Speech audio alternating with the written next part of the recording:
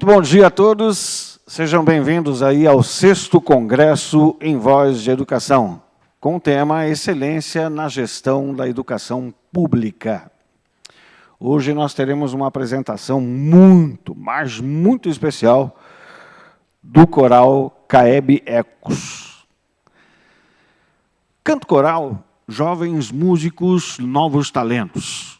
O canto coral é uma das atividades que pertence ao programa Jovens Músicos Novos Talentos do CAEB. E carrega 2 propósitos que se complementam. Promover desenvolvimento e integração social por meio da música coletiva e revelar novos talentos para o canto, para os instrumentos ou para os estudos musicais. O projeto atende crianças e adolescentes em idade escolar, em parceria com escolas públicas e também privadas. Porque o CAEB entende que a democratização da cultura começa pelo acesso igualitário. Em um tempo de excesso de informações e entendimento fragmentado, oferecer uma experiência musical que convida à reflexão e ao amadurecimento do pensamento é um gesto necessário em todos os contextos socioeconômicos. Desde 2025, o programa atua no Colégio Ecos, com crianças do ensino fundamental 1, entre 7 e 11 anos. Iniciativa que recebeu o nome de Coro CAEB Ecos. O coral é coordenado pelo maestro Rodrigo Lopes, professor responsável pela regência, e conta com a professora Olga Lazareva, que é especialista em música de câmara ao piano. Vamos receber com muita alegria, o coral CAEB Ecos.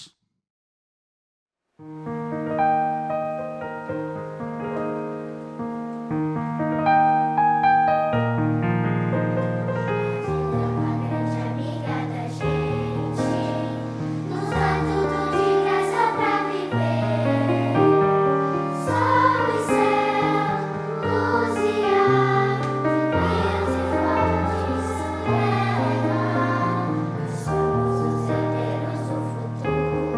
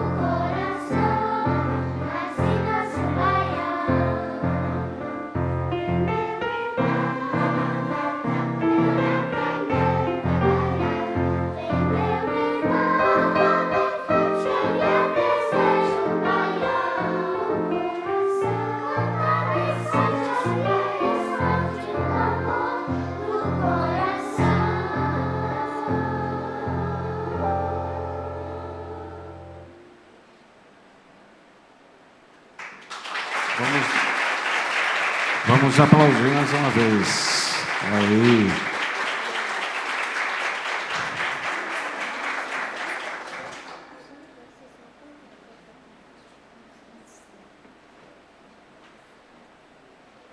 E agora nós teremos a execução do hino nacional com o coral Caeb Ecos.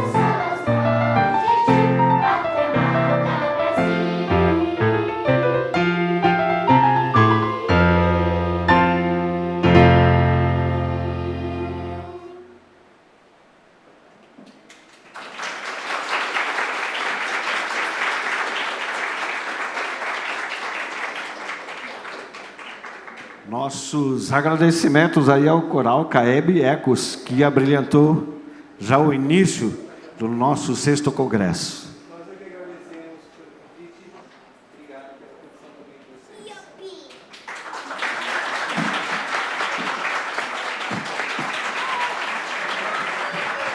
Algumas coisas são maravilhosas de se ver e lindas de se ouvir, né? Parabéns. Em nome do Envoz e do comitê organizador do Congresso, agradecemos a presença de todos vocês que participam presencialmente e daqueles que estão conosco via internet.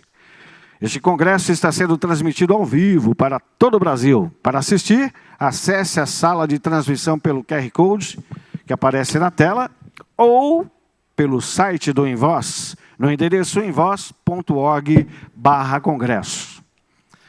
A Associação Envoz, integrando Vozes para o Futuro, fundamenta sua atuação na convicção de que a educação é o caminho mais poderoso para oferecer asas às novas gerações, permitindo que crianças, adolescentes e jovens ampliem seus horizontes e alcem voos mais altos em direção a um futuro melhor. Desde 2019, o Envoz realiza, entre outras iniciativas, o Congresso Envoz de Educação, que chega à sua 6ª edição com o propósito de valorizar os profissionais da educação e reconhecer projetos inovadores que geram impacto positivo e transformador na educação pública. Esse é o propósito do Envoz: reunir pessoas e instituições em torno do bem comum, construindo pontes alinhadas aos seus pilares fundamentais: educação, cultura, aeroespacial, inovação e empreendedorismo. Para a realização deste congresso, o Envoz somou forças com instituições parceiras, viabilizando também a Feira Inspiração. E aqui fica o convite para que vocês visitem a feira, que contará com exposições sobre robótica, tecnologia e educação, além de oficinas voltadas a educadores, estudantes e ao público em geral. O Envoz é uma associação sem fins lucrativos, fundada em 2017, que reúne pessoas e empresas com expertises diversas, dispostas e voluntariamente a somar forças e doar conhecimento. O mentor e fundador do Envoz é o engenheiro Osíris Silva, fundador e ex-presidente da Embraer. Osíris é também nosso presidente de honra no Conselho de Administração do Envoz. E é claro que um congresso como esse é feito a muitas mãos e a muitos patrocinadores também. Queremos agradecer à Embraer, Pametal, a Winstal, também a Atualicades, Liaxtec, Altec, Stara, Thales, a Secre e Globo Usinagem. E temos apoiadores também: a Prefeitura Municipal de São José dos Campos, a Secretaria de Educação e Cidadania de São José dos Campos, o Senai Santos Dumont, Instituto Embraer, Instituto Alfa Lumen, Instituto Empreendedor do Futuro, Unidade Regional de Ensino de São José dos Campos, o Parque de Inovação Tecnológica de São José dos Campos e também o CAEB, Shopping Jardim Oriente e a TV Vanguarda. Convido agora o diretor de Educação do Invoz, Dr. Fernando Aguilar, para dar as boas-vindas aos participantes desse segundo dia do 6º Congresso Invoz de Educação.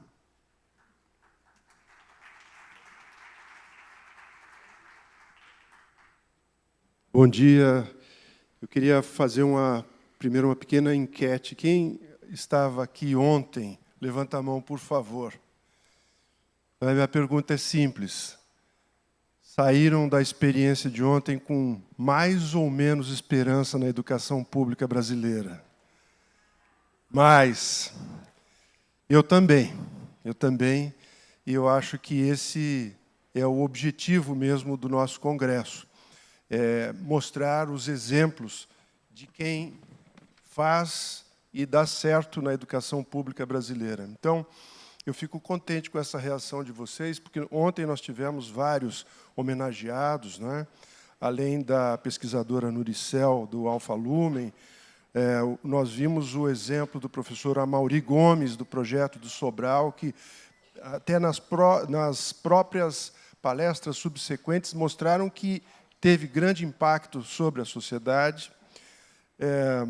A secretária Ruth Zorneta, a secretária Márcia Bernardes, o professor Antônio Guilherme Lorenzi, do ITA, e à tarde nós tivemos o Regis Marques Ribeiro e o seu relato impressionante sobre Cubatão e o Parque dos Sonhos, e a atribuição do prêmio EGEP para as políticas públicas de excelência. Então, oi, Isa, tudo bem? Então, acho que nós cumprimos a nossa missão no dia de ontem e continuamos hoje com novas palestras e novas premiações. No dia de hoje, nós teremos a premiação do Desafio em Voz para os estudantes e a premiação do Osiris Silva para os projetos inovadores de professores. Então, é isso, uma boa jornada para todos nós.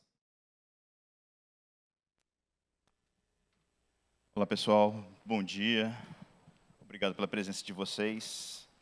Bom, eu quero chamar, então, ao palco o painelista dessa manhã, que é o diretor da Escola Senai Santos Dumont de São José dos Campos, o senhor Walter Sampaio de Sena. Ele vai apresentar o modelo de aprender fazendo, hands-on e um mundo digital. Professor Walter, por favor.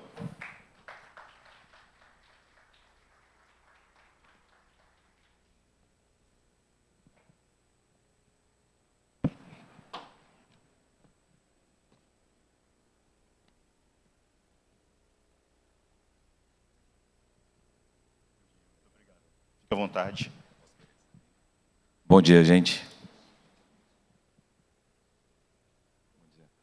Bom, gente, queria primeiramente agradecer o convite do Invoz, a parceria, no nome da Neide, tem todos aqui, eu vejo o seu Emílio, o seu Mauro. É um enorme prazer fazer parte desse movimento, estar ao lado de vocês e vocês ao lado do Senai.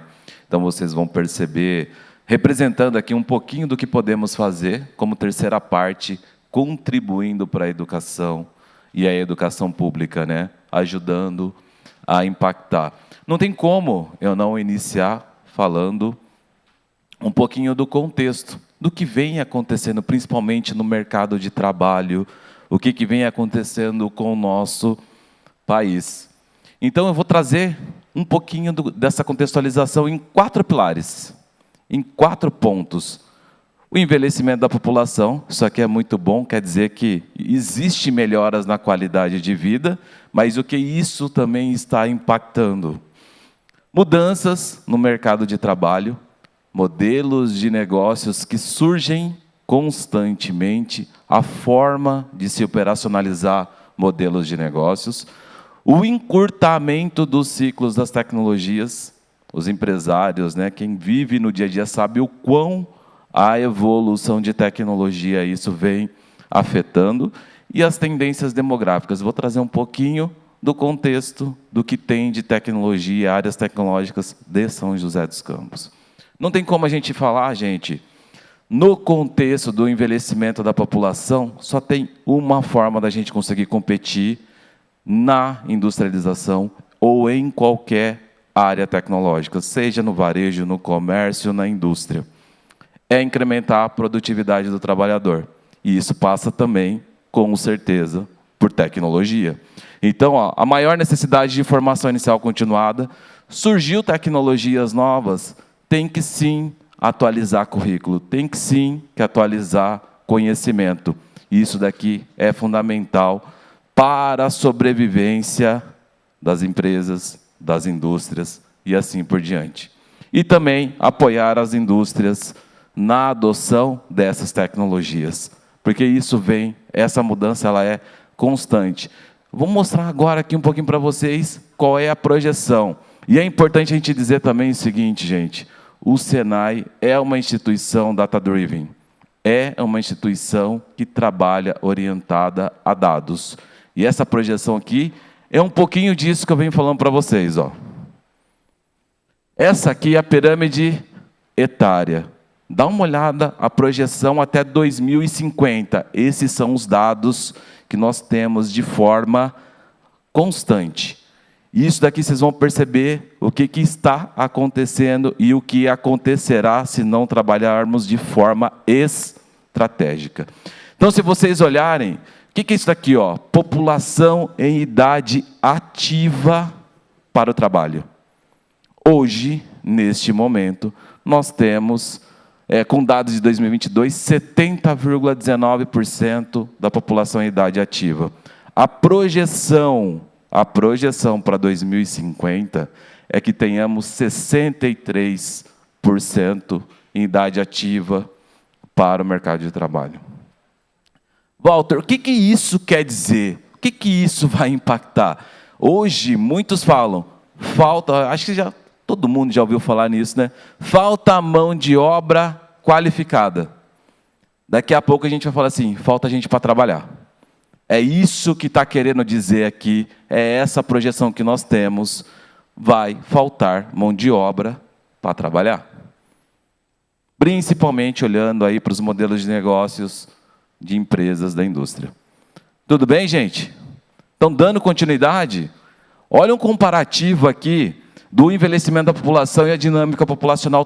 Eu trago dois comparativos, Japão e Alemanha versus Brasil. Então, vocês vão percebendo qual foi o comportamento, né? A elevação da idade e o quanto que se depende aquela economia desse perfil da população. Tá bom? Então, continuando, falar um pouquinho da questão das mudanças do mercado de trabalho. E isso daqui é fato, tá, gente? Então, tem aqui alguns pilares do que vem acontecendo, né? E um deles, ó, há menos pessoas disponíveis para o trabalho. Isso aqui é fato e a projeção é diminuir mais ainda. Essa é a projeção.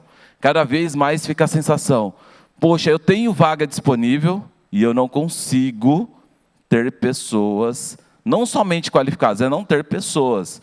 Surgiram novos modelos de negócio. A gente sabe aí que os YouTubers, né, a gente fala, está popularizando. E aí, aquela atividade fim na indústria, no comércio, se dificulta encontrar pessoas para isso.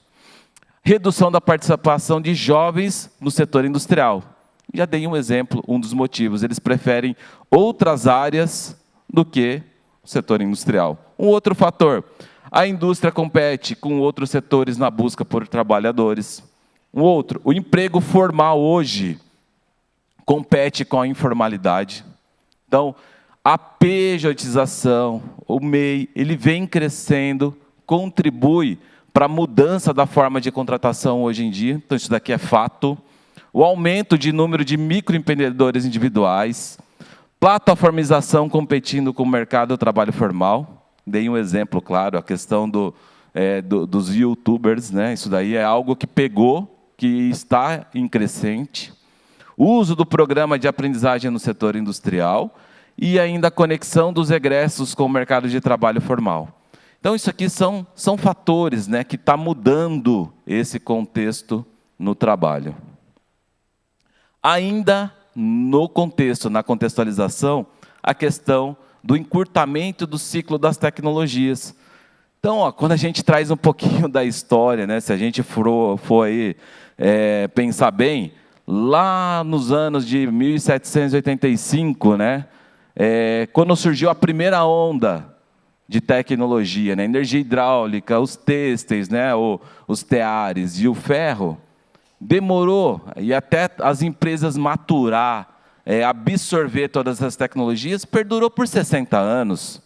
Já na segunda onda, o poder do vapor, né, quando surgiram as máquinas movidas a vapor, estradas de ferro, perdurou por 50 anos. Depois a gente está falando do motor de combustão interna, 50 anos. E aí, lá nos anos 1950, né, petroquímicos, eletrônicos e aviação, perdurou por 40 anos. Vocês estão percebendo que o ciclo das tecnologias, elas diminuem. E elas diminuem, e isso faz com que tenhamos a necessidade de ter pessoas que absorvam rapidamente essa tecnologia e façam que essas tecnologias gerem valor para a economia, para as empresas, e assim por diante. Então, hoje a gente está falando de inteligência artificial, a gente está falando da robotização de processos industriais, estamos falando de tecnologia limpa, porque a gente sabe, né? A gente está falando de energia eólica, a gente está falando de energia fotovoltaica. E quanto tempo isso daí vai perdurar? A gente está falando de ciclos agora de 25 anos, e talvez vai encurtar mais ainda. Hoje, uma indústria implementa uma tecnologia que amanhã ela já está obsoleta. Então, esses investimentos eles são constantes, e é a única forma que as empresas têm de sobreviver é por meio, hoje, de implementações de tecnologia. E o Brasil, ele é um pouquinho, né, os empresários, eu sou muito parceiros deles nesse sentido, porque eles não matam, né, fazendo uma analogia, um leão por dia. Vários. Por quê? Hoje, nós trabalhamos com um parque fabril, em média, de 14 anos de idade, só para vocês terem ideia. Estou falando de máquina, eu estou falando de equipamento, já são equipamentos envelhecidos, obsoletos, e para manter a produtividade, valores atrativos nesse sentido, nesse contexto, é um desafio gigante para as empresas, porque a gente compete com Estados Unidos, Europa, onde, em média, o parque industrial deles tem 2 anos. Só que lá eles conseguem recursos, eu chamo de dinheiro limpo, para que eles consigam investir em máquina, em equipamento, em tecnologia, onde não se tem juros abusivos, onde se tem condições e investimentos para que os empresários e as indústrias se atualizem tecnologicamente e por meio de máquina e equipamento.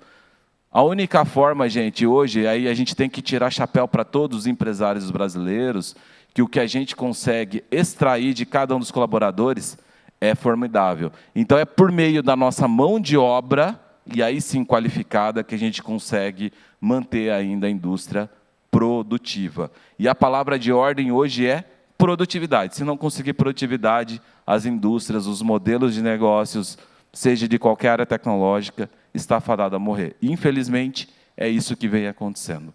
Então, falando um pouquinho aqui do encurtamento do ciclo de vida, né? E falando agora um pouquinho das tendências demográficas, eu vou falar de São José dos Campos.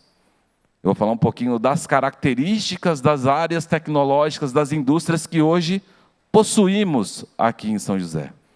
Que hoje temos na nossa região, não é somente São José, mas é na área administrativa que compõe São José dos Campos. Então, nós temos, sim, uma indústria metalmecânica pujante, e essa indústria metalmecânica trabalha e atua, né, produzindo em vários setores. Eletroeletrônica, tecnologia da informação, refrigeração, tanto residencial como industrial. Construção civil. Hoje, não sei se vocês sabem, né, a indústria com maior representatividade em São José dos Campos é a da construção civil. Apesar que aqui a gente está falando da indústria aeroespacial, a gente está falando, mas a indústria da construção, ela tem um papel importante na economia. E qual é a tecnologia que hoje pegou e está muito presente aqui em São José? Construção a seco. A gente está falando de tecnologias como light steel frame, a gente está falando lá do drywall, a gente está falando de tecnologias que sim, faz muito sentido aqui para a nossa região. Aeroespacial, energia, petroquímica, química e a indústria da defesa. É uma característica da região de São José dos Campos. E é algo que vocês vão perceber, né, e aí trazendo um pouquinho do contexto do Senai, o Senai ele é vocacionado pelas indústrias da região. Então, o Senai de São José dos Campos vai ter, sim, cursos e áreas tecnológicas e tecnologias para o setor aeroespacial, mas também vai ter lá para a indústria da construção. E quando eu falo indústria da construção, entende-se que a construção civil ela é dividida em indústria da construção leve, construção pesada. Leve é prédios, edifícios, casas, e a pesada eu estou falando de viadutos, eu estou falando de indústrias de infraestrutura regional. E aqui é uma característica muito forte da cidade, e é por isso que regionalmente, né, no estado, São José dos Campos se destaca. Ela tem uma indústria variada e uma atuação muito forte. Não tem como não destacar a indústria aeroespacial. A cadeia ela é longa. Nós temos aqui fornecedores, a gente sabe, da Embraer, que fornece usinados, e essa daí é muito importante para que gere valor no setor. Estou trazendo um dado, como eu falei para vocês, o Senai é, sim, uma instituição data-driven, orientada a dados. Por que nós investimos de forma muito pesada? Primeiro, nós somos mantidos pela indústria, então, para poder tirar um pouquinho da deturpação, e geridos pela indústria. Então, isso aqui é fato. Então, nosso corpo diretivo, o nosso conselho é formado por representantes da indústria. Então, deixar isso aqui bem claro. E só, olha bem, o investimento de 1 milhão em defesa resulta em torno de 18 novos empregos. E nós temos uma indústria de defesa aqui na nossa região muito presente, muito forte. Um outro dado interessante, cada real investido na indústria de defesa gera um multiplicador de quase 10 na economia. Isso daqui que faz sentido a gente investir em áreas tecnológicas numa unidade que é para atender os interesses da indústria aqui em São José. Então, aqui é uma unidade que ela tem uma característica totalmente diferente das outras 90 que nós temos no estado. Nós temos lá um setor de usinagens especiais, aeroespacial. Falaremos agora de uma nova unidade, onde teremos uma área exclusiva para atender o setor da defesa. Então, isso daqui é muito importante todos terem ciência. E agora não tem como eu não falar para vocês, né? Agora, entrando um pouquinho no tema, trouxe toda a contextualização. E o Senai tem esse modelo. Estou vendo aqui os nossos alunos, principalmente desse curso de usinagens especiais e aeroespacial, que depois a gente vai poder bater um papo. Mas essa aqui é a metodologia do Senai. O Senai é a extensão da indústria. Então, teremos o quê? Processos produtivos igual de uma indústria. Não adianta falar que eu vou formar mão de obra 100% teórico, né? Fazendo a metodologia. E desculpa aqui a analogia que eu vou fazer, guspe e giz. Não, eles vão precisar manusear equipamentos que nós temos na indústria. Equipamentos que o empresário vai ter ali. Então, ele vai aprender o quê? A gente chama da metodologia aprender fazendo, que é uma metodologia baseada em competências. Quem é o ator do ensino? Quem é o principal? Quem é o ator principal do ensino? É o aluno. O aluno ele vai aprender por meio de demonstrações e depois executando as operações, fazendo, manuseando equipamentos, que vocês, para terem uma ideia, eu vou fazer a apresentação, que às vezes está na ordem de milhões em investimento. Então, o aluno, mesmo que tem lá na indústria, ele vai estar operacionalizando na unidade, na escola. Então, o Senai é baseado na metodologia por competências. Eles trabalham com problemas reais da indústria. Então, por exemplo, fazendo recorte aqui, né? A gente está falando no setor aeroespacial. Qual é o desafio que se tem? Fazer usinagens complexas no material que é aplicado na indústria. Eu estou falando de um alumínio aeronáutico, estou falando de um titânio, eu estou falando de desafios que a indústria vive no dia a dia, e é isso que os alunos, que lá a partir dos 14 anos de idade, eles vão estar operando equipamentos com alto valor agregado, que geram impacto na indústria, que é dessa forma que a gente vai formar a mão de obra para a indústria. Tudo bem? E também os nossos laboratórios, oficinas e ambientes é a extensão da indústria. É como se fosse realmente um parque fabril e as regras é de uma indústria. Então tem que cumprir horário, as regras é como se fosse da indústria. Continuando, gente, quando fala aqui, um pouquinho, tem aqui imagens, né, dos nossos alunos trabalhando, ele é o protagonista do processo. Então, ele vai operacionalizar, ele vai trabalhar com os desafios reais da indústria, como eu mencionei para vocês. Tudo bem? Então, aqui tem imagens de aluno trabalhando em um centro de usinagem com 5 eixos. O investimento da indústria nisso daqui, ele é altíssimo.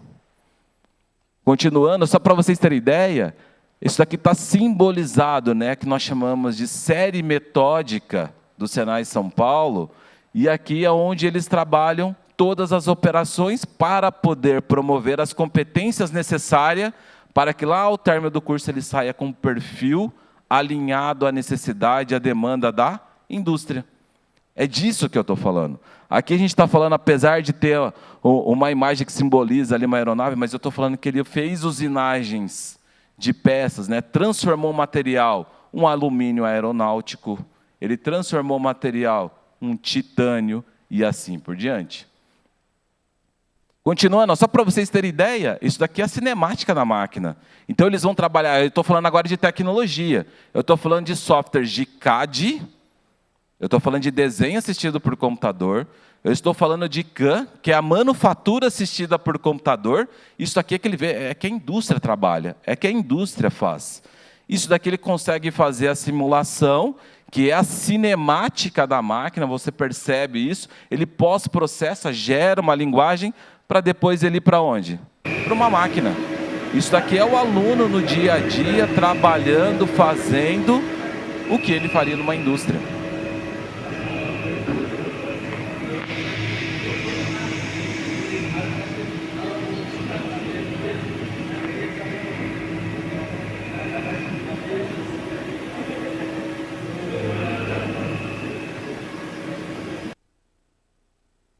Então, tudo isso que eu estou mostrando para vocês, gente, é o aluno em ação, o aluno na prática, trabalhando com equipamentos que é o que ele vai ver, que ele vai visualizar e depois gerar a diferença para a indústria, para uma empresa. E aqui eu estou dando um único exemplo de um único curso para vocês entenderem que o ator principal do processo de aprendizagem é o aluno. Baseado em quê? Nas necessidades que foram mapeadas junto com a indústria. Para vocês entenderem, esse curso aqui, eu estou vendo aqui o seu Mauro, ele participou da construção desse curso, juntando vários atores, onde nos trouxe o quê? Qual é a necessidade da indústria para que esse profissional, ao término do curso, atenda essas lacunas? Olha, ele precisa conhecer de CAD, CAM, CAE, PDM. Poxa, então a gente tem que inserir isso no currículo e desenvolver essas competências. E alinhados a todas essas competências técnicas, a gente vai ter a oportunidade aqui de ouvir dois alunos nossos, que também são as habilidades socioemocionais que são trabalhados ao longo desse processo. Porque são essas habilidades socioemocionais que vão fazer com que ele consiga suportar a pressão de um dia a dia, de poder ter que produzir uma peça no tempo adequado, na qualidade adequada, de tal forma que consiga atender os interesses e o modelo de negócios de uma empresa.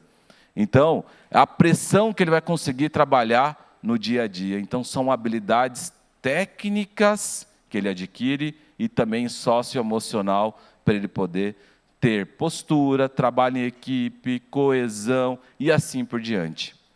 Continuando, gente, a gente falou de tudo isso, mas também o Senai, você vai perceber que todos os ambientes, a gente também trabalha com o digital. Mas só que não tem como, tem que ser mão na massa. Não adianta a gente trabalhar somente teoria, a gente precisa trazer e gerar o valor para as indústrias. Então, o Senai trabalha com simuladores e softwares industriais, não é apenas a questão teórica. Ele vai pegar, hoje, por exemplo, o setor aeroespacial, hoje, a única unidade da América Latina, só para vocês terem ideia, que trabalha com uma tecnologia chamada Shop Floor, é o Senai de São José dos Campos.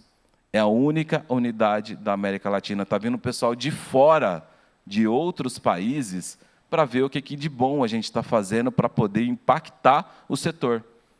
Para impactar o setor aeroespacial. Então, os alunos vão adquirir habilidades, inclusive, não somente mais operacionais, mas de gestão de processos.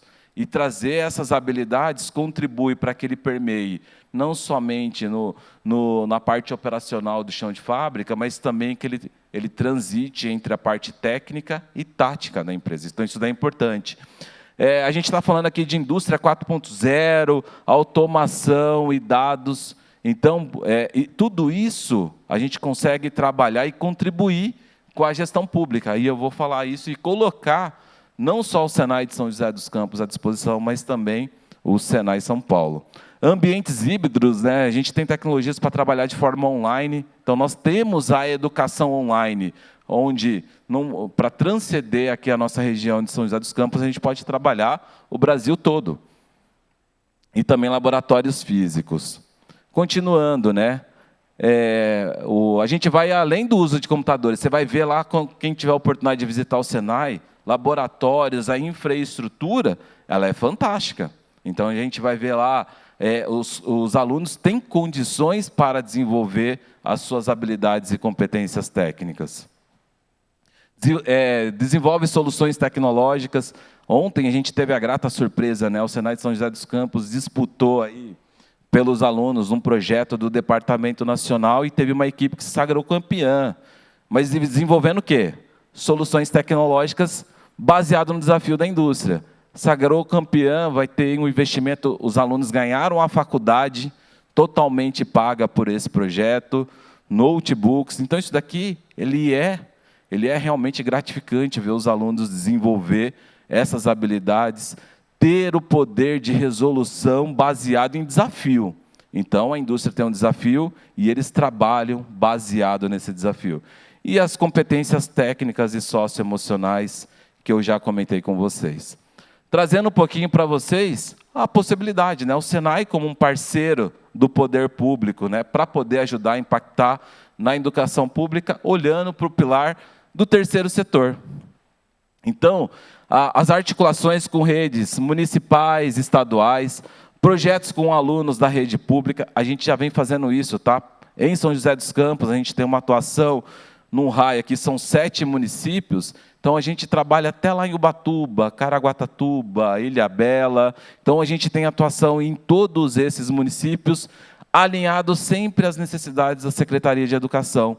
Então, o Senai vem impactando fortemente nisso, né? A formação de professores em tecnologia, por exemplo, hoje, nós estamos com um projeto com a Ruth que estava aqui ontem, onde nós iremos capacitar todos os professores da rede pública em tecnologias voltadas para a IA, para o ensino público. Então, o Senai tem o domínio e as habilidades dos seus professores voltados para essa tecnologia, e como parceiro a gente vai capacitar 100% dos professores da rede municipal. Isso vai fazer com que eles robusteçam as possibilidades e estratégias de ensino para os seus alunos. Então, isso daí vai fazer com que também o setor público ajude. Então, o Senai também é como um parceiro e, estrategicamente, estamos à disposição para gerar valor para esse setor também. E, nesse sentido, uma mensagem, né, que eu acho que que a gente pode estar trazendo para o setor público, né? Ajudar a integrar a educação profissional ao projeto de vida dos jovens. Então, estamos sim à disposição para que isso possamos contribuir e gerar esse impacto. Valorizar metodologias práticas e digitais. Não adianta nada a gente ter um hardware e não saber estrategicamente no que ele vai ser utilizado, no que ele vai contribuir para poder gerar valor. Não adianta nada tecnologia vazia se não puder gerar valor e fazer com que as empresas, independente de qual área tecnológica, possam crescer. E fortalecer parcerias com o Sistema S Institutos. Então, o Senai São José dos Campos está inteiramente à disposição para modelar soluções e contribuir com o setor. Antes de finalizar, gente, eu me coloco aqui à disposição para poder estar respondendo possíveis dúvidas. Só que antes eu gostaria de chamar 2 alunos do Senai de São José dos Campos para que pudesse trazer o seu relato. Então, é o Gabriel e o Bruno. Então, por gentileza, eu gostaria de pedir para que o Gabriel e o Bruno viessem, subissem até aqui e dessem o seu relato dessas habilidades socioemocionais que eles desenvolvem, que eles trabalham no dia a dia. Acho que eles são melhores e os principais atores que poderiam estar fazendo esse depoimento e falando para vocês. Tá bom, gente? Muito obrigado.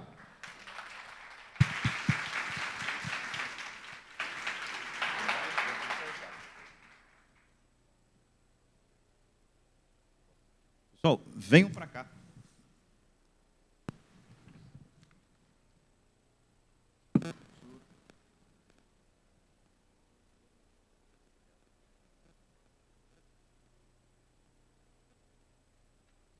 Gente, então, pegando a deixa do professor, o que são essas habilidades socioemocionais que vocês trabalham lá? Bom, seriam as soft skills, ou seja, toda a parte socioemocional, desenvolvimento pessoal do aluno, em ter disciplina, hábitos, principalmente, você fazer o que precisa ser feito, mesmo em momentos em que você não quer de fato fazer isso, justamente porque você tem essa noção de que o seu futuro depende disso, depende só de você. Então, fazer as coisas que você sabe que vão agregar valor, não só para você, mas para o mundo no geral, de certa forma. E para você? Falando também um pouco do trabalho em equipe, que é muito importante na indústria, você saber trabalhar com o seu parceiro de trabalho. Questão de horários, toda a disciplina, que no Senai é cobrado muito, questão de organização. Então, acho que é toda essa parte de tempo, toda essa parte de disciplina. Como é que vocês eram antes de entrar no Senai e agora? Bom, antes de entrar no Senai, posso falar que eu era outra pessoa, né? Não tinha a disciplina que eu tenho hoje. No Senai, a gente aprende até na hora de você sair do refeitório, você empurra a cadeira. Você não vê no Senai um aluno fazer diferente disso. Então, são essas coisas que o Senai ensina para a gente. Eu mesmo me tornei outra pessoa depois que eu comecei o curso no Senai. E você? Bom, como o Gabriel disse, eu era outra pessoa, de certa forma. Eu não conhecia nada da área.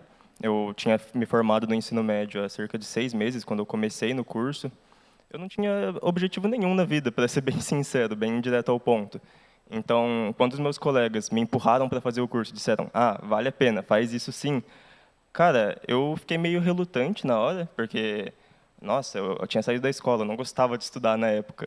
E eu vou ter que ficar fazendo um curso integral. Mas quando eu entrei no curso, cara, a minha mente mudou completamente. Foi algo completamente diferente do que eu já tinha visto no ensino médio, no sistema educacional e tudo mais. Então, é algo realmente em que os professores também são grande parte disso. A disciplina que eles criam e fazem com que os alunos sigam, por mais que, de certa forma, em certos momentos, pareça ser um pouco rígido demais, é algo extremamente necessário, é algo extremamente que agrega muito para os alunos no geral. Bom, fiquem com esse microfone aí e eu compartilho aqui com o professor Walter. Professor, qual que é a capacidade, o potencial que as escolas, principalmente as escolas públicas, têm de pegar alunos como seus alunos e mostrarem para eles as opções após a conclusão do ensino médio? Você tem basicamente 2 caminhos, que é o da universidade, ou você tem a formação técnica profissional, que é o caso do Senai. Qual que é a participação que as escolas públicas devem ter aí para que não haja ociosidade do Senai na oferta de vagas, já que os cursos estão disponíveis e são gratuitos? Bom, obrigado pela pergunta. E, na verdade, a gente não precisa esperar o aluno sair do ensino médio. E aí eu vou destacar, inclusive, uma parceria aqui do município com a Escola Estadual Rui Dória, porque nós temos um curso articulado dentro do SEDUC. O SEDUC é a Secretaria de Educação, então eles também, como se fossem os nossos alunos do SESI, onde nós temos o nosso curso técnico articulado, nós temos articulado com essa escola. Então, eles fazem o ensino médio e, em paralelo, o curso técnico no Senai. Então, nesse sentido, como um parceiro do terceiro setor, estamos à disposição para discutir novas possibilidades com outras unidades. Então, quando eles saem do ensino médio, aí eu abro duas oportunidades. Não é somente curso técnico que o Senai proporciona, mas também superior. A unidade de São José dos Campos, estrategicamente, né, eu estou há 1 ano tendo a oportunidade de fazer parte desse time em São José dos Campos. Estrategicamente, a gente trouxe ao portfólio do Senai o curso superior, mas só que é um curso superior alinhado à necessidade da indústria. Então, hoje nós temos o curso superior em automação industrial, que é hands-on, é aprender fazendo as tecnologias que fazem sentido ao setor industrial. Então, além de cursos técnicos profissionalizantes, nós também trabalhamos com curso superior. Vocês sentem uma perda de interesse dos jovens pelo curso, principalmente o curso técnico? Na verdade, eu vejo uma crescente da procura para cursos técnicos e formação continuada. Então, eu vou trazer dados, eu estou falando aqui do recorte de São José dos Campos. São José dos Campos era uma unidade que produzia 17 mil matrículas ano. E aí eu estou falando em toda a sua linha, formação de aprendizagem industrial, curso técnico, cursos rápidos de formação inicial continuada. O ano passado a gente produziu 21 mil matrículas e a projeção para esse ano é 23 mil matrículas, aumentando a percepção da geração de valor do Senai de São José dos Campos para a região.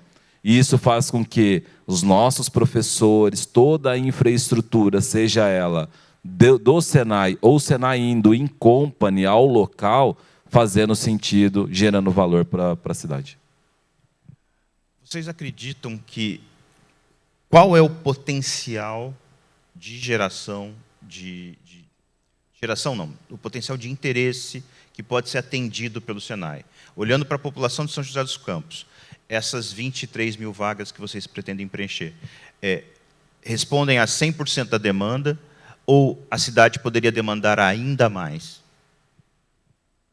Não, na verdade, a cidade pode demandar ainda mais. Estrategicamente, o Senai se preparou para isso, inclusive com a construção de uma nova unidade onde nós estamos saindo de uma área de 9.700 metros quadrados para uma área de 16 mil metros quadrados, duplicando a capacidade de processo, porque a cidade vem demandando ainda mais. Então, estrategicamente, a indústria está investindo numa nova unidade em São José dos Campos. É algo que é formidável, porque não é só investimento em prédio e estrutura física, é investimento em tecnologia, é investimento em máquina, investimento em equipamento, só que o principal, investimento em pessoas. O que acontece aqui acontece também em outras regiões, ou São José dos Campos ela é um pouco diferente em função dessa explicação que você trouxe sobre o perfil da cidade? Bom, perfeito. O Senai São Paulo hoje tem 90 unidades fixas e 78 unidades móveis, de tal forma que a gente se posicione para atender os 645 municípios do estado. Isso é fato. São José dos Campos tem uma situação totalmente diferenciado de outras cidades, de outras regiões, como, por exemplo, vou pegar um exemplo do extremo do estado. A unidade Senai de Franca, ela é inteirinha vocacionada para a indústria do calçado, para a indústria calçadista. A nossa unidade aqui de São José dos Campos é uma unidade eclética no que se diz respeito à área tecnológica. A gente vai ter desde construção civil, a área da tecnologia da informação e comunicação, que são os cursos na área de TI, atendimentos ao empreendedorismo industrial. Então, nós temos hoje uma unidade do UpLab, do Senai São Paulo, dentro do Parque de Inovação Tecnológica, que é para atender o empreendedorismo industrial, trabalhando com desafios reais da indústria. Então, sim, o Senai de São José dos Campos ele tem uma diferenciação por conta da característica das indústrias da região. Agora você me deixou com a pulga atrás da orelha. Por quê? Porque muito recentemente eu ouvi de um membro do setor industrial de São José dos Campos que eles têm dificuldade de contratação de mão de obra. Aí, se você tem a indústria dizendo que tem dificuldade de contratação de mão de obra, ao mesmo tempo que o Senai está vendo aumentar o número de interesse de pessoas pela qualificação profissional, onde é que está esse descasamento? Começa, inclusive, estrategicamente, aí eu vou fazer um puxão de orelha para alguns empresários que não utilizam essa mão de obra de forma estratégica. Exemplo, Lei da Aprendizagem, Lei 10.097, onde os alunos eles começam com 14 anos, trabalhando já como aprendiz da indústria. E aí eu vou pegar um exemplo que eu falei para vocês de maior representatividade de São José dos Campos, que é a indústria da construção civil. Ok? Então ela paga por isso, né? Ela investe por isso, que é para ter um menor aprendiz, porque ele vai começar ali com 14 anos, 16 anos, a aprender aquela área tecnológica para quando chegar com 18, 19 anos, estar pronto para ir para o processo produtivo. Só que aí a gente olha um descasamento na estratégia. Qual é o curso que representa 90% de contratação de aprendizes da construção civil que eles escolhem? Vou dar um número para vocês. Assistente administrativo. Aí eles vão falar assim, poxa, está faltando pedreiro, está faltando eletricista residencial. Por quê? Na hora de formar a base, ele contratou assistente administrativo. Nada contra. Só que ele está formando uma mão de obra que não vai fazer sentido para o seu processo produtivo. E vai te dar a sua sensação, falta mão de obra qualificada. Mas quando eles precisam usar de forma estratégica a aprendizagem, eles escolhem errado, de uma forma muito equivocada. Então, aí fica já até uma provocação para que cada vez mais contratemos profissões que façam sentido para o processo produtivo. Eu adoro provocação.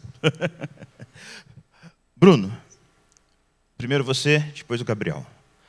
Por que vocês escolheram trabalhar na indústria quando a gente vê de uma maneira assim muito geral, né, sem nenhum estudo científico, é a percepção do senso comum, que os jovens têm menos interesse do trabalho na indústria, têm menos interesse no trabalho como CLT, porque de uns tempos para cá, ser trabalhador com carteira assinada parece que virou uma desqualificação, pelo menos existe isso nas mídias sociais. Por que vocês estão nesse caminho e não no caminho que a gente vê que é o caminho da massa? O que aconteceu na vida de vocês que mostrou que esse é o caminho correto para cada um de vocês? Bom, no meu caso, eu entrei no Senai por recomendação de colegas. Como você mesmo disse, a nossa geração ela acabou criando essa ideia de que o CLT é errado e você tem que seguir o seu caminho, fazer alguma coisa na internet. É justamente culpa das redes sociais, essa imagem que é imposta sobre as pessoas e o que é o certo e o que é errado. Então, quando eu acabei entrando no Senai, eu simplesmente me encontrei na área. Desde criança, eu sempre gostei de criar coisas, pegar algo besta e transformar em algo útil, desmontar peças eletrônicas, remontar tudo. E, de certa forma, a área da manufatura é isso. Você pega um material bruto e transforma em algo que vai agregar, algo que vai encaixar numa peça de avião ou de um carro, por exemplo, e vai agregar valor. Então, eu consegui juntar essas duas coisas, agregar valor na sociedade e fazer algo que eu sempre gostei de fazer, basicamente. Na segunda metade do século XIX, tinha um rapazinho chamado Alberto Santos Dumont que também tinha esse hábito. Só para você ficar sabendo. E você, Gabriel? Bom, já no meu caso, antes de entrar no Senai, eu fazia uma coisa totalmente diferente do que eu faço hoje. Eu era mais da área do esporte. E nisso eu iniciei no Senai, por recomendação de amigos meus também. E desde então eu me encontrei na área. Eu me apaixonei pela usinagem, mais aplicado no setor aeroespacial, pela precisão das peças, pelo processo, por você ter que pensar em todo o processo da peça para aquele produto ser montado num avião. Então, eu me apaixonei por essa área. E, como você disse, por que eu escolhi isso? Foi por conta do Senai. Eu não tinha essa visão da indústria aeroespacial sobre as oportunidades que eu posso ter agora no futuro, terminando o curso. E o Senai abriu esse leque de oportunidades que eu vou ter agora no futuro, na indústria aeroespacial. Ô, Walter, no Senai vocês têm aula de fonoaudiologia para eles aprenderem a falar bonitinho assim? Não, muito pelo contrário. São habilidades que eles possuem e poder perceber a evolução deles ao longo do curso, isso daí é fundamental. E, para mim, me deixou... Eu tive a oportunidade de estar junto com os professores, estou vendo o Rafael, estou vendo aqui o Emerson. Esses dias, esses meninos, eles tiveram um desafio onde eles receberam uma encomenda, e a empresa, foi a Embraer, né, no case utilizado, uma encomenda para produzir um lote de 500 peças, de peças parecidas, né, que o setor aí contribui. E eles tinham uma missão, desenvolver o processo de produção, o custo para produzir aquilo e convencer quem estava ali que aquele processo era o melhor, que ia fazer sentido e ia fazer com que trouxesse retorno. E a desenvoltura percebida não foi somente um aluno, mas todos, né? Me deixou muito feliz, porque o nível e o grau de maturidade que eles vêm atingindo é algo fantástico. E a entonação de voz, a forma como eles falam, a postura, eu acho que a parte de habilidades socioemocionais que é trabalhado nesse ponto, contribui a isso. Mas isso daí é todo o mérito deles. Muito legal, parabéns para vocês, porque essa não é uma habilidade fácil de desenvolver, principalmente na idade de vocês.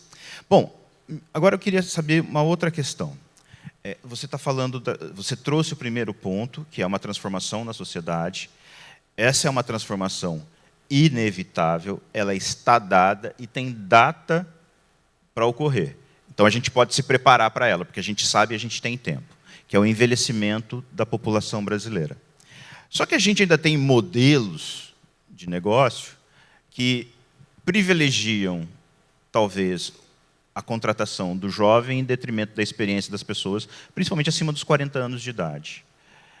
Você tem visto, dentro, principalmente da indústria, uma mudança sobre esse aspecto? E, por outro lado, você tem visto pessoas acima de 40 anos de idade procurando uma requalificação dentro da estrutura do Senai para ser absorvido e ocupar essas posições? Bom, a resposta é positiva para os dois pontos que você trouxe, né? Então, nós temos alunos lá até com mais de 70 anos de idade, que nos deixa muito orgulhoso de ter esse pessoal dentro dos cursos de formação inicial continuada.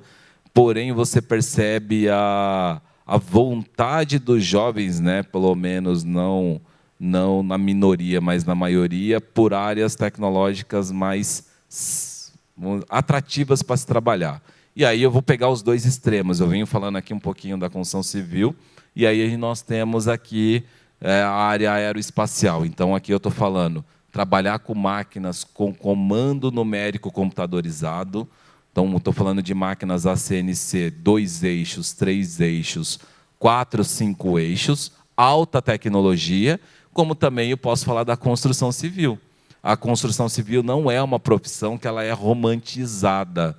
Você não vê um pai que é um pedreiro de alto grau de conhecimento e fala assim, eu quero que meu filho se torne pedreiro. Mas só que é uma profissão nobre, é essencial para a nossa economia. Só que agora, quando a gente fala de uma tecnologia para o setor aeroespacial, nós temos uma alta procura. Então, tem os dois lados, os dois cenários. E o Senai, como missão, tem que olhar para todas as verticais, não somente uma. Então, nós temos, hoje, a percepção que o perfil do profissional para trabalhar, as indústrias até preferem o 40+, por conta de perfil, Porque hoje a gente percebe que não tem jovens com perfil como esses dois aqui estão dando um exemplo. Postura, saber trabalhar com a ética profissional, ter a consciência que o trabalho deles gera um valor. Então, é a questão um pouquinho das competências e habilidades socioemocionais que contribui.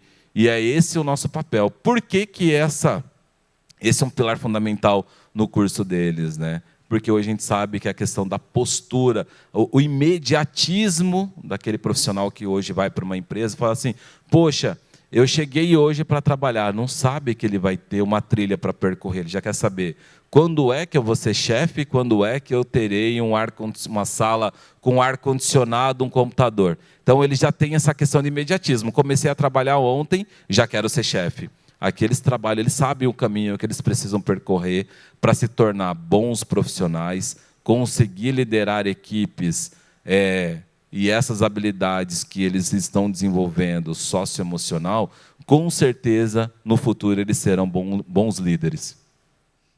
Essa pergunta que eu fiz casa com a pergunta que foi enviada pelo Luiz Pascotto, né, sobre a capacitação e adaptação ao público. A preocupação do Pascotto era dos 50 a mais, eu baixei 10 anos, Pascotto. Já me preocupei com os 40, porque o negócio está meio complicado. É melhor antecipar. E o Pedro Furtado ele pergunta o seguinte, qual que é a expectativa de equilíbrio entre o envelhecimento da população produtiva e a intensificação da inteligência artificial e internet das coisas na indústria brasileira? Bom, gente, acho que está casando com a apresentação. É o incremento de produtividade. A gente sabe que a única forma que consigamos aí fazer com que as nossas empresas e indústrias sobrevivam é incrementando a produtividade. É a única forma. Dei um exemplo. Nós temos um parque fabril envelhecido. Nós temos dificuldade de pequenas... Hoje, 90% das nossas empresas elas são formadas por micro e pequenas empresas. 90%. Isso daí em outros países se repete, como a Alemanha. A massa industrial ou de empresas é formada por micro e pequenas empresas. Nós não temos uma massa como se fosse 90% de Embraers, 90% de GMs, empresas com alto poder de investimento. Então, ou seja, nós temos um parque fabril envelhecido, nós temos que adequar e incrementar tecnologias para trazer produtividade e gerar valor para a nossa indústria. É dessa forma que a gente atua. Se abrir um pouquinho mais o leque, então vou aproveitar o gancho. Você citou a questão da taxa de juros, né, do custo para você atualizar o seu parque fabril, e por isso que você tem um parque fabril tão defasado no Brasil. Se o ciclo tecnológico agora está durando 2 décadas, você ter um parque industrial de 1,5 décadas é um atraso absurdo. Então, vamos lá. A gente tem uma política de juros no Brasil que é bastante alta. E essa política de juros bastante alta se define em função, principalmente, da estrutura financeira do Brasil. Então, assim, não tem como o Brasil trabalhar com...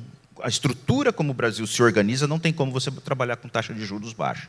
Então, não dá para competir com países europeus, com o Japão, com os Estados Unidos e com a China.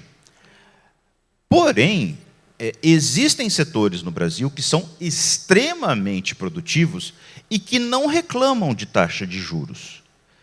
E por que eles não reclamam de taxa de juros? Porque eles têm uma política muito específica para eles. Tem dinheiro carimbado todo ano disponível no Banco do Brasil e tudo mais. Que setor é esse? É o agro. O agro compra máquinas, investe em tecnologia, tem acesso às melhores sementes, a todos os processos de produção, e dane-se a cotação do dólar e dane-se a taxa de juros. Porque a política é muito específica. Juro subsidiado, dinheiro carimbado. Por que a indústria não tem isso? Bom, vamos lá. Quando a gente fala de um setor específico, né, que tem um papel fundamental para trazer resultados para a economia como o agro, a indústria também é impactada, porque quem produz a máquina e o equipamento para o agro é a indústria. Então, de uma certa forma, ela trabalha. Eu vejo um descasamento estratégico de quem está à frente da indústria, só que aí agora eu vou trazer um recorte para o Senai nessa frente. Então, como eu disse, o Senai ele é mantido e gerido pela indústria. Então, o Senai é a extensão da indústria e precisamos defender os interesses da indústria. Então, vou trazer alguns exemplos do que nós fizemos para poder vir ao encontro do que você está falando. Eu falei que o dinheiro para o empresário é muito difícil, é muito duro no Brasil. Então, a gente foi brigar junto com o Febraban, junto com instituições que faziam sentido, e nós conseguimos, por exemplo, para empresas que atuaram dentro de um projeto do Senai chamado Jornada de Transformação Digital, taxa de juros sendo Selic menos 4,5%. Você não encontra isso em nenhum lugar, em nenhum setor. Isso daí é só para a indústria. Só para a indústria. Isso daí quem conseguiu? O Senai. Então, o Senai conseguiu essa taxa, fazendo com que a gente conseguiu construir junto a empresas como Desenvolve São Paulo, né, instituições financeiras, como Desenvolve São Paulo, um negócio chamado Fast Track. O que é isso? Para uma empresa conseguir crédito num banco, é uma burocracia tremenda, tremenda. Principalmente, eles vão ver a parte técnica do projeto, a solvência da empresa, todas as homologações, certidões e tudo mais. Para as empresas que têm um projeto escrito pelo Senai, não existe análise técnica, porque o documento técnico é do Senai. Então, a empresa não precisa chegar lá e falar assim, olha, eu quero R$500 mil de empréstimo para poder comprar uma máquina X qualquer. Eu preciso dar como garantia. Aí você tem que dar alguma coisa como garantia. Um carro, uma casa, alguma coisa. Para quem está nesse projeto com o Senai, não. A garantia é o Senai. É a jornada de transformação digital. Então, para trazer esse retorno para a indústria, o Senai, defendendo os interesses, conseguimos algo que não existe. 6 meses de carência e mais 36 meses para pagar, trazendo uma taxa que é Selic menos 4,5%. Ou seja, ela já sai largando, porque qualquer empréstimo para investimento já começa com a taxa Selic mais 0,5%. Eu já estou falando de 5% abaixo. Então, o Senai vem trabalhando para defender esses interesses também. Beleza. Então, esse congresso, a gente precisa tirar um recorte e mandar para o setor industrial, para alertá-los que eles estão perdendo oportunidades, pelo menos aqueles que não estão sabendo disso. Uma outra questão que você trouxe é a questão da evolução tecnológica. E, por algum tempo, eu ainda vou continuar usando esse exemplo, porque ele impactou muito, e quando eu conto, as pessoas ainda ficam impactadas. Mas a gente está falando de algo que aconteceu na década passada. Eu tive a oportunidade de conhecer 2 empresas do setor aeronáutico. A Airbus, na Alemanha, e a Honeywell, nos Estados Unidos. A Airbus produz uma asa de A350 com 2 trabalhadores. Cada asa deve ter uns 30 e poucos metros de comprimento. Ele só precisa de 2 trabalhadores para produzir uma asa. Por quê? Ele usa fibra de carbono, tem um grande equipamento que vai depositando a fibra de carbono para formar a asa, como se fosse uma grande impressora. Quando termina esse processo todo, a pessoa que supervisiona essa máquina passa a bola para uma outra pessoa que vai, com um controle remoto, levar a base robotizada, onde a asa é construída, para dentro de um autoclave. 2 pessoas fazem uma asa. E muito rápido. O segundo exemplo, nos Estados Unidos. A Honeywell, na época, tinha uma área em que ela fazia manufatura por adição. Me corrija se eu estiver errado.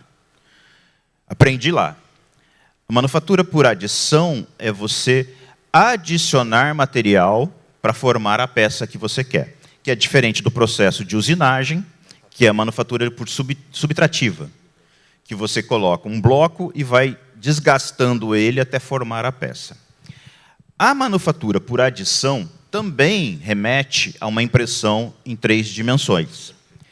E, para peças complexas, ela é fundamental, porque ela reduz drasticamente o tempo de fabricação dessa peça e a quantidade de material, porque ela consegue colocar ali só o material necessário. O que no processo de usinagem nem sempre é possível, porque você não consegue chegar com as ferramentas para retirar aquele pedacinho de metal desnecessário naquela peça. Então, quanto mais eixos num torno, me corrija se eu estiver falando besteira, mais eficiente você tem, porque você consegue tirar mais desse material. Então, nesse processo, você só usa o material necessário e ainda não precisa ter estoque, porque tendo os programas, você consegue produzir a peça on demand. Ou seja, para a indústria é um tremendo de um salto. Eu estou falando de ter visto isso na década passada. A gente já tem isso no Brasil e a gente está preparado para formar mão de obra para isso? Bom, perfeito. Acho que essa analogia que você trouxe, a experiência que você viveu, ela é fantástica, né? Vamos lá. Tudo vai da aplicação. Tudo na indústria tem que ver a questão da aplicação. Primeiro que ter 2 trabalhadores naquele processo produtivo talvez faria sentido, né, até para a questão da produtividade, mas com certeza tinha muitas outras pessoas atrás fazendo a engenharia de todo esse processo. Então, esse outro profissional também ele é muito demandado, né? Vou trazer um exemplo, seu Mauro, não fica bravo comigo, não, eu estou vendo ele ali, mas, por exemplo, eu visitei a empresa dele, chamada Globusinagem. Ele tem lá uma peça que ele desenvolve para a Embraer, ele recebe um blank com 1 tonelada de alumínio. A peça pronta sai com 12 quilos. Não é isso, seu Mauro? Depois você me corrige.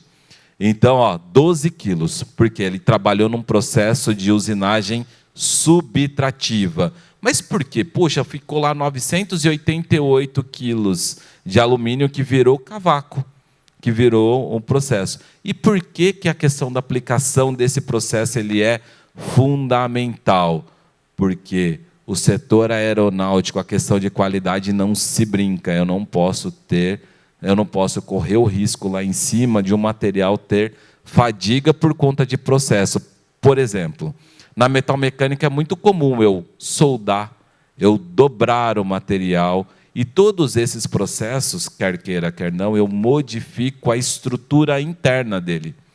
Ele tem alguma modificação, e lá em cima não tem perdão. Eu não posso correr o risco de um material fadigar e a gente correr um risco de ter um acidente aéreo. Então, por isso que o processo produtivo para o setor aeronáutico subtrativo, ele é necessário por conta da aplicação. Em outros processos, a manufatura aditiva por adição, ele é sim utilizado. Por exemplo, setor automotivo. O ferramental que é desenvolvido para a pele de um veículo, e aí a pele do veículo, eu estou falando de portas, eu estou falando de capô, eu estou falando de vários outros componentes. É um ferramental extremamente caro. Para você ter a primeira peça produzida, eu posso falar que pode demorar meses e pode te custar alguns milhares de dólares para poder desenvolver. Com a manufatura aditiva, você pode validar design, você pode validar aplicabilidade, a questão da experiência do usuário rapidamente. Aí a aplicação da manufatura aditiva faz todo sentido. Faz todo sentido e gera valor para a indústria. Agora, se a gente for falar de produção, alta produção, a manufatura aditiva talvez já não vai fazer sentido. Então, o que eu falo? Para cada processo, para cada local e para cada aplicação, tem aquele processo que vai gerar mais valor para a empresa. Então, no caso, o porquê que a manufatura subtrativa para o setor aeronáutico, aeroespacial é fundamental? Segurança. Hoje, a segurança é o principal fator. Mas o Brasil está preparado para ter, ou já tem, essa tecnologia, e vocês já qualificam mão de obra para essa tecnologia? Totalmente preparado. Não somente o Senai São José dos Campos, como todas as outras unidades. Nós temos processos de manufatura por adição, seja ela por materiais poliméricos ou materiais que a gente está falando de materiais metálicos. Então, eu tenho hoje centros de pesquisa que trabalham com manufatura aditiva por adição, tanto de metais como de plásticos, ou de materiais que, por exemplo, a gente está falando já de... Agora que eu trabalhei num projeto recentemente de proteínas alternativas. A gente está falando até de impressão 3D de carnes. Então, sim, o Brasil tem tecnologia, tem profissionais com condições totais para poder trazer esse conhecimento e formação mão de obra. Rui, Diga. eu vou fazer uma interferência aqui. O Emílio Matsu quer participar dessa Vamos conversa lá. nesse momento. Vamos lá. Sobe aqui, Emílio.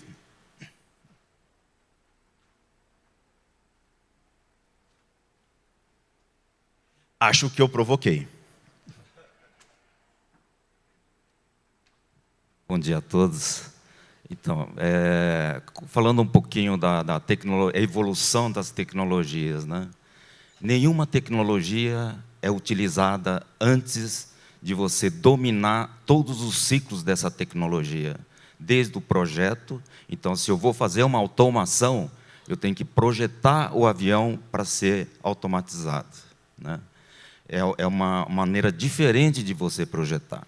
Da mesma forma, eu não vou introduzir uma tecnologia nova se não desenvolver a capacidade de produzir naquela tecnologia, tá? Isso é óbvio, né? Então, quando a gente muda de material, ele falou, não, o Walter falou do titânio, ou Inconel e outros materiais bastante resistentes, né? Trouxe, à sua época, um desafio enorme para conseguir desenvolver e produzir essas peças, né? E que mais? Por exemplo, solda por atrito, né? Friction steel welding, por exemplo. A gente fez, há uns 15 anos atrás, vários corpos de prova para validar a tecnologia.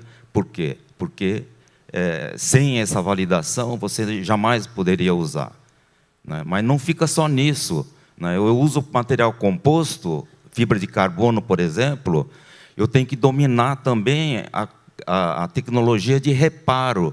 Então, pega uma peça de material composto no avião, aí um caminhão de combustível danifica, como é que eu vou fazer esse reparo?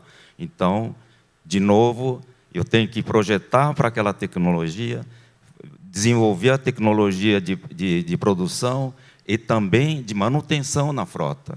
Então, é uma coisa bastante complexa. Então, quando eu vejo o Walter Sena falar, isso aí para mim é uma música, né? Porque quando você pensa numa tecnologia nova, eu estou pensando aqui, por exemplo, na produção aditiva, né? Por exemplo, hoje se fala de você fazer um material híbrido, material composto, sanduíche com metal. E aí quem que vai desenvolver a capacidade ou o processo de produção? Senai. Então, sempre vai passar pelo Senai. Então, grande trabalho deles, quer dizer, que viabiliza a entrada de todas as novas tecnologias. Parabéns. Muito obrigado, Emílio. Obrigado pela sua participação. Para quem não conhece o Emílio, ele trabalhou só quase 40 anos na Embraer. E teve um cargo importante lá, né, Emílio? De responsabilidade. Um cargo de muita responsabilidade. Então, todos esses aviões que vocês vêm voando hoje, fabricados pela Embraer, o Emílio participou do projeto. Bom, e retomando aqui as perguntas do público, deixa eu abrir aqui só um minutinho. A pergunta da Alice.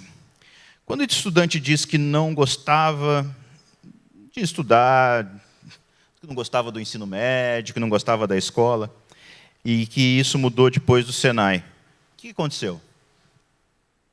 Bom, eu acho que a principal coisa que eu posso pontuar seria a forma como as coisas são explicadas, a forma como os professores trabalham em relação aos alunos.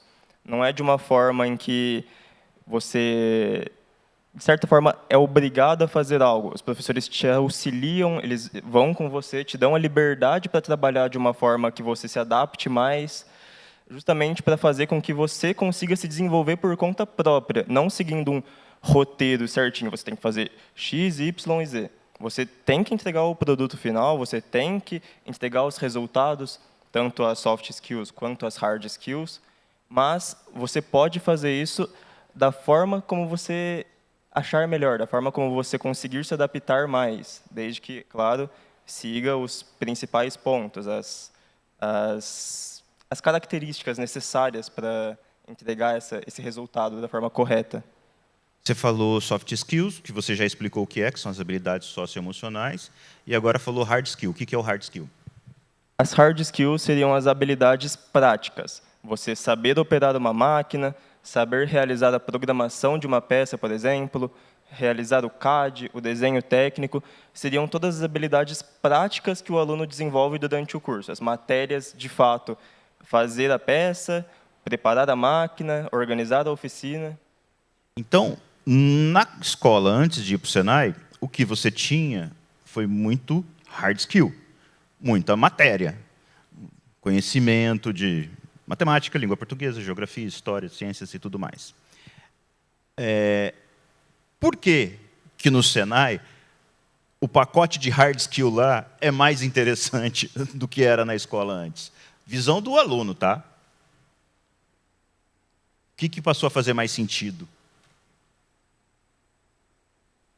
Bom, principalmente o fato de que as matérias em si são de uma área que eu gosto, eu não posso negar isso. O Senai, o curso do aeroespacial, é um curso que eu gosto muito, então, por si só, já é algo que faz a diferença para mim. Então, o seu interesse pessoal já se modificou. Legal. Isso. Mas também, principalmente, o fato de que o Senai escuta o aluno. O Senai e os alunos trabalham de forma conjunta, e não o Senai trabalhando e os alunos apenas executando. Tanto que nós estamos realizando essa apresentação aqui hoje, diversas apresentações quando tem visita técnica no Senai. São os alunos que se envolvem com as pessoas que estão fazendo a visita, apresentam a escola. O Senai e os alunos trabalham de uma forma conjunta. Gabriel, você concorda com o Bruno? O que você pode acrescentar? Complementando o que o Bruno falou, eu acho que o Senai é um ambiente totalmente diferente do ambiente escolar no ensino médio. No Senai, o aluno é o protagonista. Então, como ele disse, em eventos, o aluno é o protagonista. A gente é chamado para apresentar em eventos do Senai, como neste evento de hoje. Então, eu acho que é isso, é a oportunidade do aluno fazer e ele ver na prática o que tem que ser feito, ele ser o protagonista. Ou seja, a escola, o ensino fundamental, até o básico, o ensino fundamental e o ensino médio, eles precisam acrescentar isso de alguma forma. Lógico que a maturidade de vocês, quando estão prontos para ir para o Senai, é diferente de quando vocês entraram na escola lá atrás. Mas vocês sentem que tem aonde melhorar na escola? E aí, o que poderia trazer esse gostinho, esse sabor Senai para o dia a dia nas escolas por onde vocês passaram? Na minha opinião, é ter mais atividades práticas. No Senai, a gente trabalha tanto a parte teórica, mas muito mais a parte prática também. Acredito que nas escolas a gente não tenha muito essa parte prática, mas a parte teórica. Acredito que na minha visão é isso. Ou seja, sala de aula, sentadinho, olhando para a nuca do colega da frente, cansa. É mais cansativo. Legal. Entendi. Walter, para você como gestor de uma instituição de ensino, como é que é gerir isso e como é que é atender não só a demanda da indústria, que no final das contas é o seu contratante, quanto os desejos e as expectativas do jovem que se torna seu aluno? Bom, eu vou aproveitar a sua pergunta e falar até um pouquinho da minha história, né? Então, eu iniciei na indústria com 14 anos de idade, onde eu fui um aluno aprendiz do Senai, não de São José dos Campos, mas de Araraquara. E eu iniciei os meus trabalhos, né, como colaborador do Senai São Paulo aos 17 anos. Então, esse ano eu completo 24 anos de instituição e sempre defendendo os interesses da indústria. E isso daí vê a transformação da vida de jovens, né? Hoje, quando a gente trabalha lá, eu tenho vários alunos que são gestores, né, de processos produtivos em grandes indústrias e ver esse papel da transformação das pessoas. E aqui eu acho que a gente tem 2 exemplos que eu gostaria de, no futuro muito breve, verem aí líderes de empresas, né, e fazendo a diferença para essas empresas. Isso é gratificante. Fazer a gestão de números, eu tenho uma frase que eu falo, que número ele é tudo menos o número. Depende muito de como que você vai lidar com as pessoas, fazer com que todas as pessoas se engajem para fazer a diferença de alguma forma. E hoje nós estamos defendendo interesses da indústria e o futuro da indústria está aqui, ó, na mão dos jovens que hoje estão se desenvolvendo para que amanhã assuma papéis de destaques e, quem sabe, não tenhamos novos Emílios aqui na nossa região fazendo a diferença para a indústria, independente de qual área tecnológica que ela se torne. Se é do aeroespacial, se é uma indústria petroquímica. A gente sabe que hoje nós temos em São José dos Campos, né, a Revap, que é uma indústria do setor que tem uma importância gigantesca, não só para o setor, inclusive aéreo, porque hoje 60%, se não me engano, 70% do combustível lá de Guarulhos vem daqui. Então, você imagina só, essa cidade, estrategicamente, ela gera muita diferença. Então, o que eu falo? Fazer a gestão de números, ele é fácil.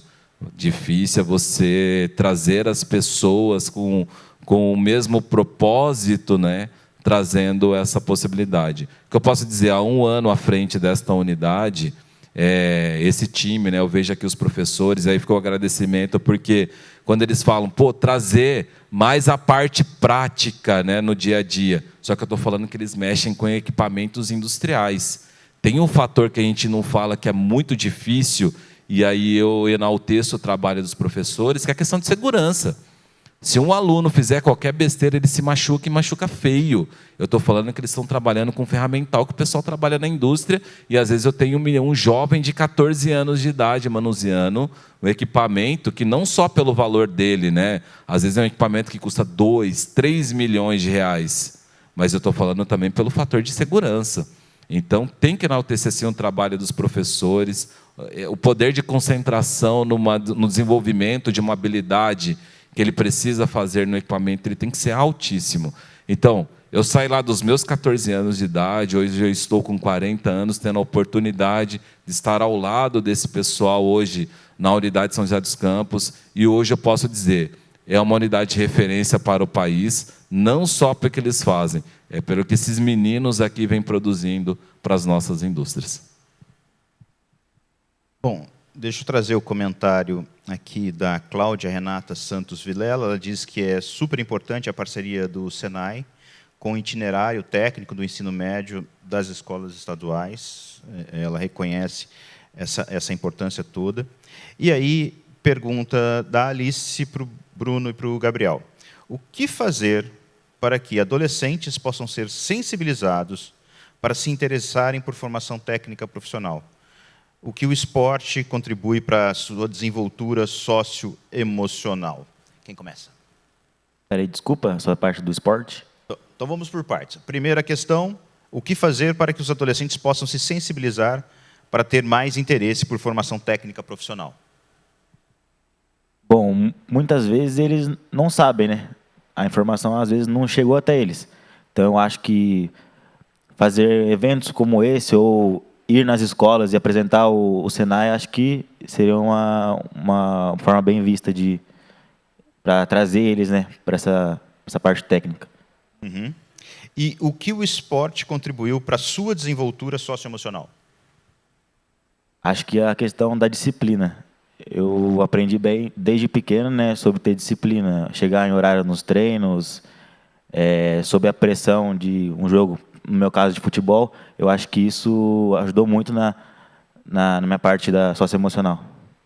Na sua idade eu tinha disciplina, eu chegava nos horários todo lugar. Depois que eu virei jornalista, nunca mais consegui cumprir horário. E você, Bruno? Qual que é a primeira pergunta mesmo? Primeira, o que fazer para que os adolescentes possam ser sensibilizados para se interessarem por formação técnica profissional?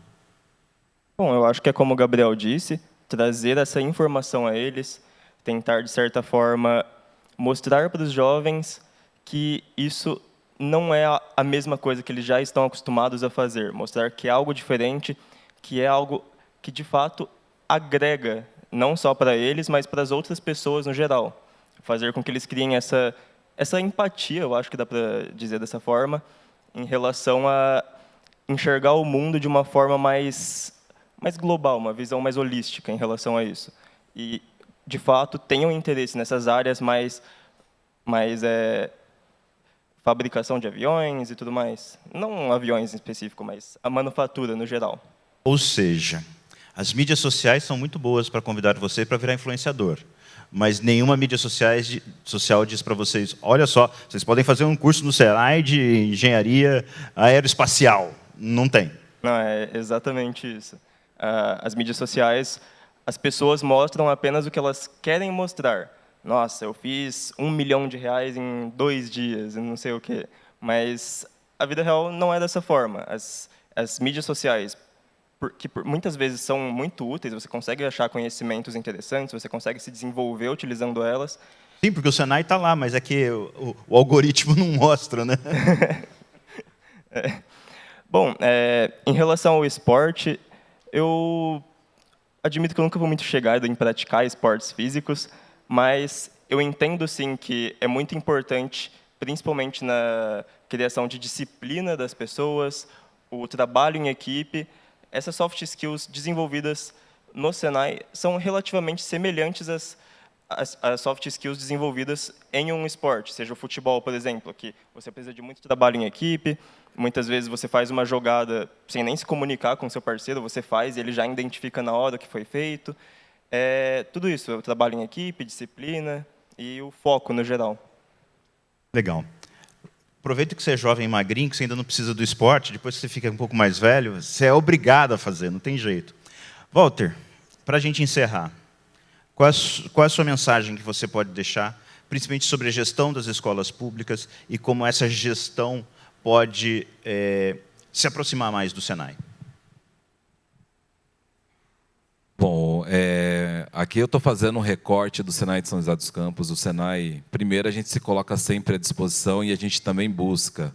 Então, hoje nós temos programas do Senai, eu vou falar um que nós temos com a Fundasa aqui de São José dos Campos, chamado PCFP, que é o Programa Comunitário de Formação Profissional. Esse programa comunitário, ele contribui também para a educação e a gestão pública. Nós trabalhamos com indicadores tão quão ou mais apertado do que os indicadores, por exemplo, que foram demonstrados ontem pelo pessoal de Sobral. Eu garanto que nós temos aqui o nosso Provei, nós temos IDEP, IDAP, SAEP. Esses meninos passam por tantas avaliações e o melhor resultado da educação profissional, e eu posso me arriscar que é do mundo, é do Senai São Paulo. Do Senai São Paulo, que hoje disputa de igual para igual com países desenvolvidos como China, Japão, Suíça, em competições de profissões que é conhecido como World Skills. Então, o Brasil ele é muito bem representado, e ele é representado por quem? Pelo Senai. Então, nesse sentido, nós estamos muito bem servidos, o Senai está à disposição, já contribuímos e podemos contribuir mais. Então, a mensagem é, estamos à disposição. Perfeito. Eu quero agradecer demais ao Walter, ao Bruno e ao Gabriel por terem vindo aqui e poder dar essa oportunidade para a gente entender como a educação, principalmente a educação pública, pode se casar muito bem com a continuidade dos estudos na área vocacional, na área técnica, junto com a parceria com o Senai. Então, dá para a gente, levando essa mensagem, com toda certeza, o Senai vai ter que ampliar muito mais as 23 mil vagas que vocês já estão preparados para preencher.